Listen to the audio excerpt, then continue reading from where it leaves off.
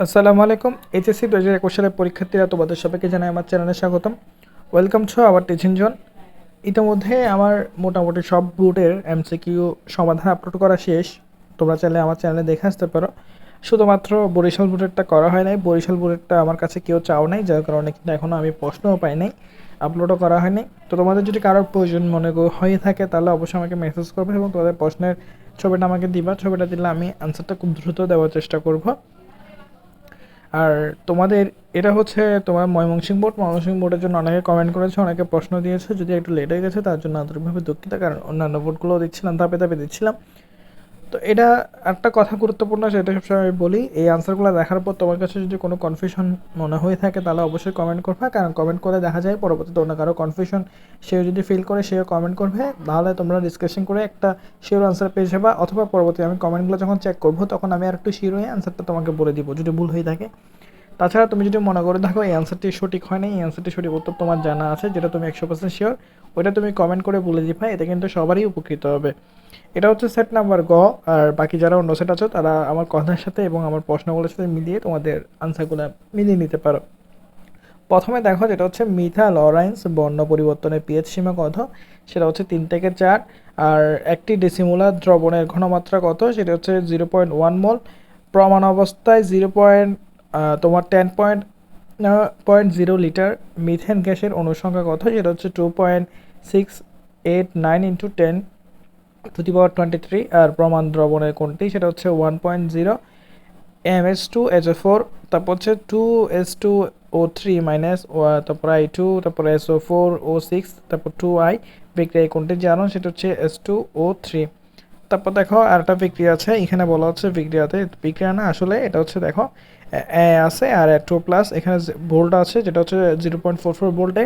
Anode হলে কোনটির সাথে ক্যাথোড হিসাবে কাজ করে, সেটা হচ্ছে B2+B, না যেহেতু প্লাস মাইনাস ক্যাথোড হিসেবে থাকবে।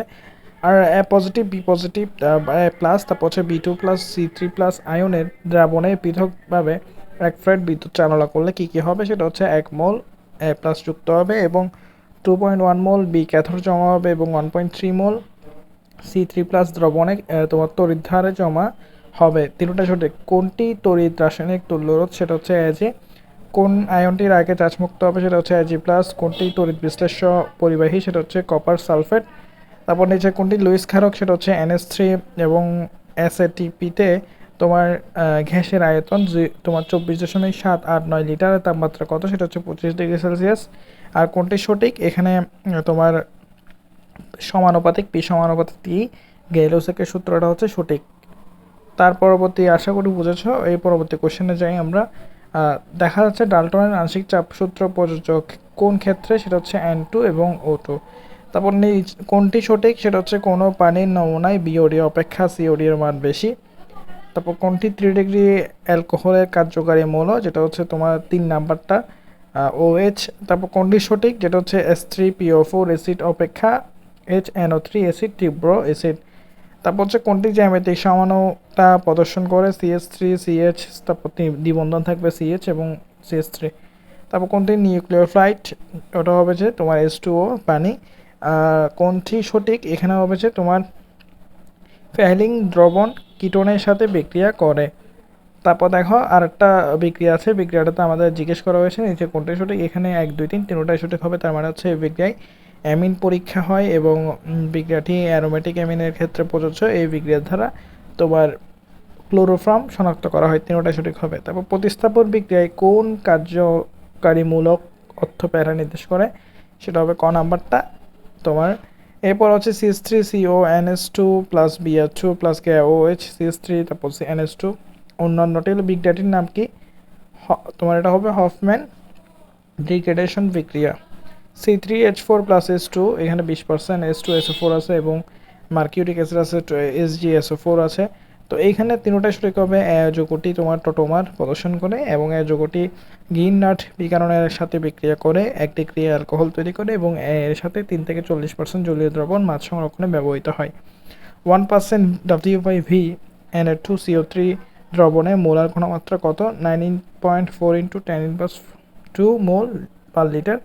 এই ছিল তোমাদের ময়মনসিংহ বোর্ডের সমাধানটা। তোমরা আশা করি বুঝতে পেরেছো। যদি কোনো কিছু বোঝেন না থাকে কমেন্ট করবা, অথবা মনে করো যে এখানে আনসারটি ঠিক হয় নাই, তাও তুমি কমেন্ট করবা। কমেন্ট করে বলতে পারো যে এই আনসারটি হয়তো তোমার কনফিউশন লাগতেছে, অথবা তুমি যদি মনে করো যে এই আনসারটি সঠিক আনসার এটা না, ওইটা অন্য একটা হতে পারে যেটা তুমি 100% শিওর, তাহলে কমেন্ট করে বলে দিবা।